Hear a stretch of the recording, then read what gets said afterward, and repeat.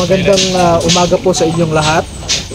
Nandito na naman po tayo ulit sa isang pagsubok sa tinatawag nating judicial integrity. Bigyan ko po kayo ng maiksing background lamang. Yung Korte Suprema po ay nag-utos sa mababang korte na mag-conduct ng panibagong pagbibista o trial dito sa kaso namin. Wala pa pong trial na ginagawa ang huwes, nag-issue na kaagad siya ng tinatawag na writ of execution na kinansela kaagad yung titulo ni Mrs. Veloso at pinapasurrender ng korte ang possession. Inihahambing ko po yung ginawa ng korte na yan sa pag-issue ng isang birth certificate na wala pa namang ipinapanganak, or nag-issue ng isang death certificate na wala pa namang namamatay. Doon ko po ihahambing yung inilabas ni Judge Ralph Lee na writ of execution na wala pa namang bista na nangyayari, wala pa ring desisyon ang korte na naging final, ay nag-issue na siya ng writ of execution. Now, nag-file na rin po kami ng motion to inhibit, kinasuhan ko na rin siya administratibo, kinasuhan ko na rin siya kriminal, pero ayaw niyang bitawan yung kaso dahil sa sinasabi ko ng 200 million reasons, no? Kasi ang husgado, ang huwes, kung ipa-inhibit mo yan ay gustong-gusto niya dahil bawas sa kanyang trabaho. Pero ito ayaw niyang bitawan, no? Hindi dahil huwes siya ay lahat ng ginagawa niya ay legal. Meron po tayong tinatawag na presumption of regularity, pero sa pagkakataon po na ito ay hindi po nag-a-apply yung tinatawag nating presumption of regularity dahil yung dokumento mismo na ginawa niya ay falsifikado. Nakasaad po sa ating yung ating rules of court na kung ikaw ay mag-issue ng writ of execution ay dapat mong i-reproduce or i-quote yung dispositive portion ng decision na iyong ini-implement. Hindi po nangyari yan sa kanyang writ of execution, kaya tinatawag ko na falsified yan on its face, no? Ngayon, pinipilit ni huwes sa pamamagitan ng sheriff na ito na i-implement yung kanyang writ. Meron pa po kaming nakabinbin na motion for reconsideration sa kanyang korte. At pangalawa po, nasa batas natin, no, Republic Act 7279, na bago mag-implement ang isang sheriff ng writ of execution ay kailangan siyang makakuha ng clearance from the Presidential Commission for the Urban Poor. Noong una po ay nag-implement sila noong September 1 na walang pick-up clearance, kaya napilitan silang umatras. Ngayon na naman po ay nakapanlin lang itong sheriff na ito and under the direction of his judge na kumbinsihin ang ating kapulisan na magbigay muli ng police assistance para mag-implement siya ng writ of execution na hindi pa final. Ngayon lamang po, nakakuha ako ng certification sa Presidential Commission for the Urban Poor. Ang petsa po ng certification ay ngayong araw, 20 October 2023, at natanggap na rin po ito ni Sheriff. No? Siya ang unang nakatanggap na ang sinasabi dito ay wala pang nilalabas ang Presidential Commission for the Urban Poor na clearance. Alam niyo po ang ginawa ng huwes, nag-issue siya ng order na kahit wala na raw pick-up clearance, pwedeng i-implement ni Sheriff. Illegal na naman po yan na gawain. Kasi maliwanag sa mga administrative circulars ng Supreme Court, manual sa mga sheriff, pati na rin sa manual of operation ng ating kapulisan na kailangang makompleto muna ang dokumento bago magbigay ng police assistance. Ang nalaman ko po, yung NCRPO chief na si General Nartates, ang siyang nag-utos na naman na magbigay ng police assistance sa sheriff. Nagtataka ako bakit hindi natututo si General Nartates sa simpleng mandato ng batas na dapat kompletuhin muna ang mga dokumento kabilang na dyan ang pick-up clearance bago magbigay ng police assistance. No?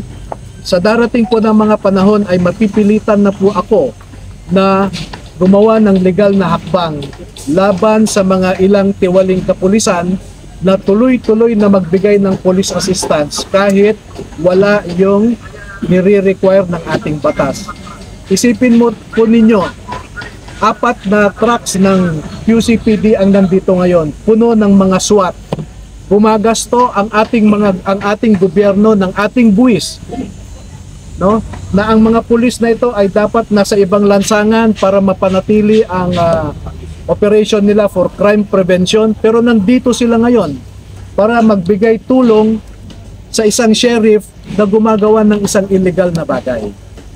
Kaya nakikiusap po ako sana sa ating mga kapulisan na sundin natin ang batas at hindi porke galing sa huwes ang order na yan, pwede na nating sundin na ipikit natin ang ating mga mata.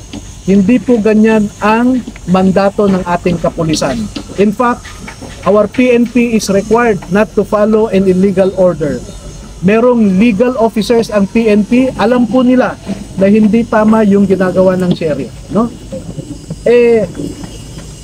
Nasabi ko po na hindi porke huwes siya ay legal na lahat ng nilalabas niya, dahil hindi po yan ang nangyayari sa katotohanan. At bilang pagbigay ng pansin sa katotohanan na yan ay ang ating revised penal code mismo ay merong provision, no? Articles 206 up to 209 ng ating revised penal code na lahat yan ay mga krimen na pwedeng ma-commit ng isang huwes in the performance of his official duty as a judge, no? Ang isa dyan ay knowingly rendering an unjust interlocutory order. Yung order po niya ay nagsasabi na kahit wala na raw pick-up clearance ay pwedeng i-implement. Bawal na bawal po yan sa ating batas, no? Pangalawa, meron din pong falsification siyang ginawa. Dahil sinasabi ko nga na yung writ of execution niya ay parang birth certificate na walang ipinanganak naman, no? Falsified po yan. At pangatlo po ay he is already committing a violation of Section 3E of Republic Act 3019, yung tinatawag nating Anti-Graft and Corrupt Practices Act, no? Dahil binibigyan niya ng undue benefit, undue advantage ang aming kalaban. Alam po ninyo, nung nagkaroon ng clarificatory hearing sa korte niya, kumakailan lamang, ilang araw lang ang nagdaan, ay siya mismo po ang nagpo-cross-examine doon sa opisyal ng Presidential Commission for the Urban Poor. At ang masama nito, yung mga nangyari sa korte, taliwas doon sa nilagay niya sa order niya, na di umano ay nagkaroon na raw ng joint validation ang PICUP at saka local government unit. Kasinungalingan po yon, dahil hindi yon sinabi ng PICUP representative. At wala pong pumasok dito na mag-conduct ng validation. Kasi po, kung mag-conduct sila ng validation, makikita po nila ang presence ng informal settlers dito po sa lupa. At ayon sa mga dokumento na sinumite ko sa office ni Mayor Joy Belmonte, sa office ni Chief PNP Benjamin Acorta, at saka sa office ni Undersecretary Elpidio Jordan ng PICUP, sinasabi ko po doon, ipinatunayan ko na merong informal settlers sa loob po nito.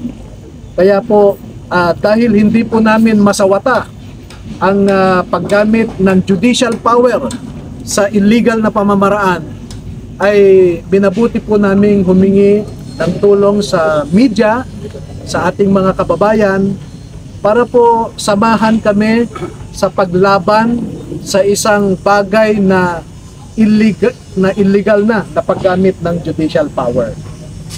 Sana po si Judge Ralph Lee ay mahiya naman. Meron na kaming final na motion to inhibit, meron kaming final na administrative and criminal cases. That should be enough reason for him to recuse himself, to inhibit himself from this case. Pero ano po yung rason bakit ayaw nyo pong bitawan ito? Alam ko po yung rason, Judge Ralph Lee, no? At darating po ang panahon na magtutuos din po tayo. Magkikita po at magtutugma, our path will meet someday. Salamat po at handa po akong sumagot sa anumang katanungan.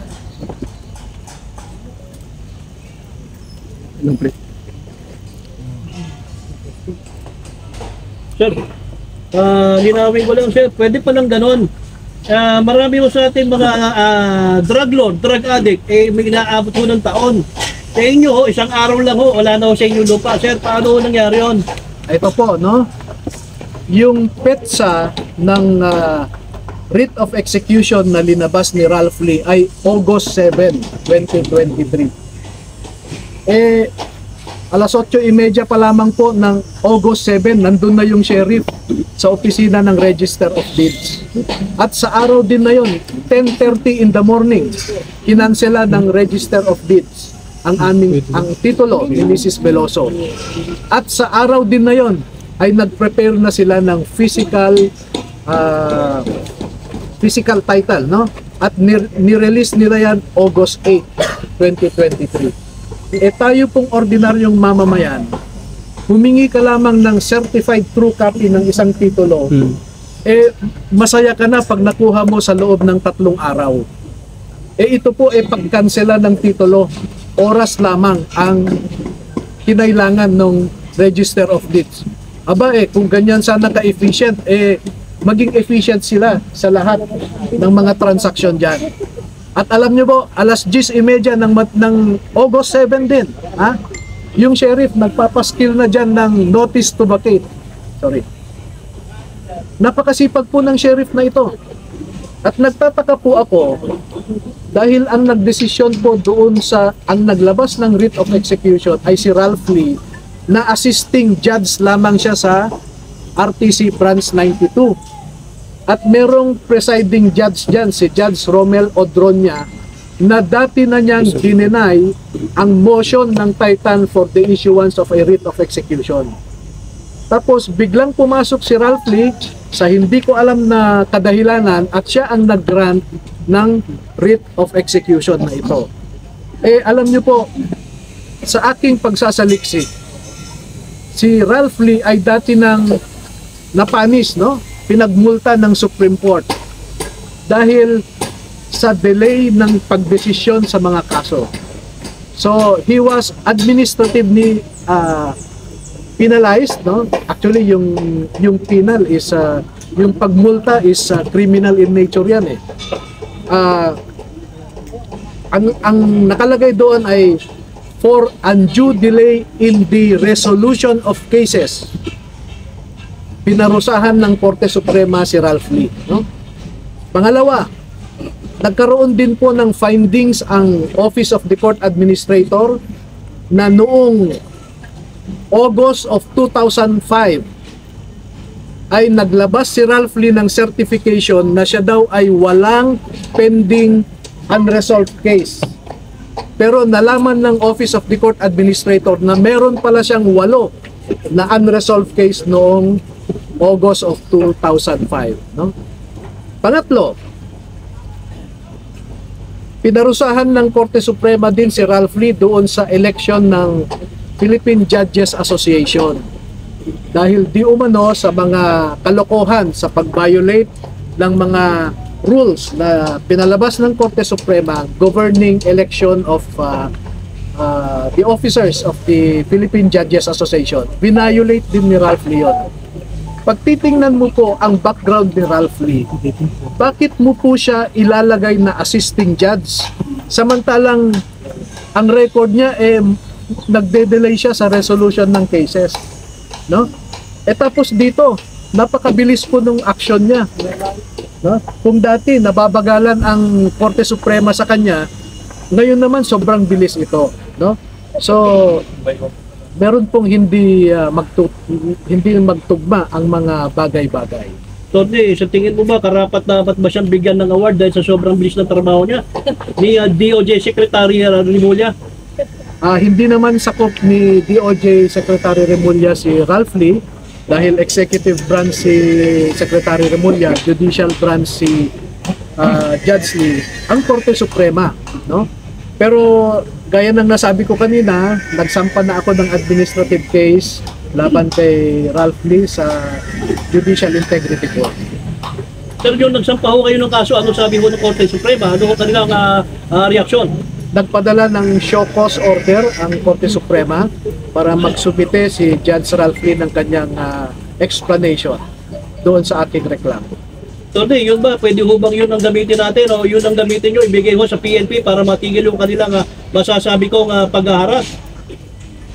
Naiintindihan ko yung sitwasyon ng PNP, no? Na pagka nabigyan kasi sila ng kopya ng court order, sumusunod lamang sila. Nandun na tayo. Pero nasa operating manual ng PNP na dapat i-verify nila yung mga sinumite na mga dokumento. Kaya may tinatawag tayong complete staff action, CSA, no? Dati complete staff work yan, no? Kaya nagtataka ako kay General Nartates ng NCRPO kung ginagawa ba niya yung dapat gawin ng kanyang mga tao at ang kanyang opisina. Dati ko na pong sinabi sa kanya, General Nartates, nabigyan ka, nasubuan ka ng isang writ of execution. May mga abogado kayo dyan. Dapat po na ang writ of execution may kalakip na decision na naging final. Hindi po pwedeng writ of execution lang ang tanggapin niya. Wala po silang hinihingi. Hindi siya nang hihingi ng decision na pinagbabatayan ni Ralph Lee sa kanyang writ of execution dahil wala po talagang decision. Dahil wala ngang nangyaring vista at much less wala ring final decision. Yun pa lamang po, yung presumption of regularity in the performance of official duty does not apply anymore because the illegality is already apparent. Sir, ito ba nakarating na kay Chief PNP sa ginawa ni General Nartates? Ang alam ko po ay nagkaroon ng command conference patungkol sa September 1 na insidente rito na kung saan noong September 1 ay nag-implement ang sheriff kasama ang 150 na kapulisan galing sa NCRPO. Kung maalala po ninyo, dineclare ng Supreme Court na suspended ang trabaho sa judiciary sa Metro Manila noong September 1. Ano po ang ginagawa ni sheriff dito? At alam ng pulis yan na suspended ang judicial work, no? Or judicial offices. Pero bakit nagpadala si General Nartates ng 150 na kapulisan? Holiday nga sa judiciary no? At hindi pwedeng sabihin ni General Nartates na hindi niya alam yan. Because that is a simple intelligence work. Alam niya yan. At yung Malacanang mismo, nagpalabas din ng executive order suspending executive work in NCR on September 1. In fact, alas 3 ng August 31. Alas 3 ng August 31, suspended na ang executive and judicial offices sa Metro Manila. Sir, linawin ko lang, yung ba lahat ng bagay na sinasabi mo, sir, naganap nung simula nang pumasok si Mr. Andrew Tan? Palagay ko po, nag-umpisa ang aming kalbaryo, no? Nung nagkaroon ng interest si Mr. Tan dito sa property.